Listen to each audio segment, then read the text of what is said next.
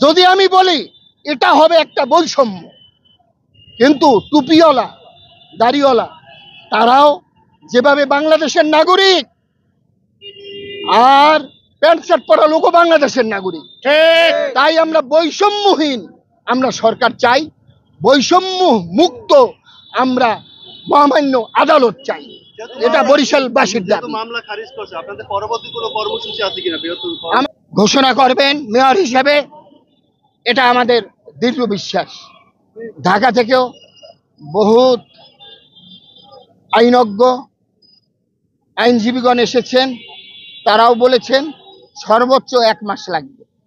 আর আমাদের কর্মসূচি আজকে ছিল না, এই কর্মসূচি শাইখে চরমোনাই প্রত্যাহার করেছেন এবং তার প্রত্যেকটি কর্মী ভক্তবৃন্দকে উদাত্ত আহ্বান জানিয়েছেন, আপনারা 5 তারিখ আজকে আপনারা আদালত প্রাঙ্গণে আসবেন না।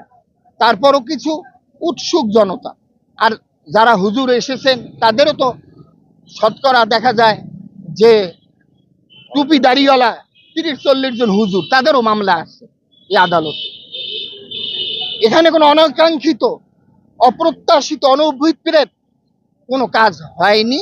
আমরা মহামান্য আদালতের প্রতি পরম শ্রদ্ধাশীল এবং বর্তমান বৈষম্য মুক্ত বৈষম্যহীন সরকার, ফ্যাসিস্ট মুক্ত দানবীয় মুক্ত বর্তমান তত্ত্বাবধায়ক বৈপ্লবিক সরকার, জনগণের সরকার, তারা যে বৈষম্যহীন সরকার, এই মামলাটির মাধ্যমে তারা প্রমাণ করবেন যে তারা বৈষম্যহীন সরকার।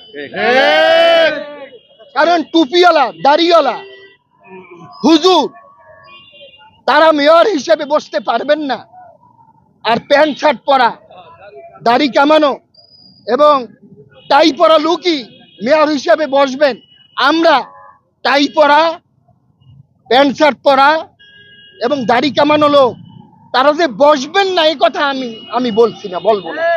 যদি আমি বলি এটা হবে একটা বৈষম্য, কিন্তু টুপিওয়ালা দাড়িওয়ালা তারাও যেভাবে বাংলাদেশের নাগরিক, আর প্যান্ট শার্ট পরা লোকও বাংলাদেশের নাগরিক।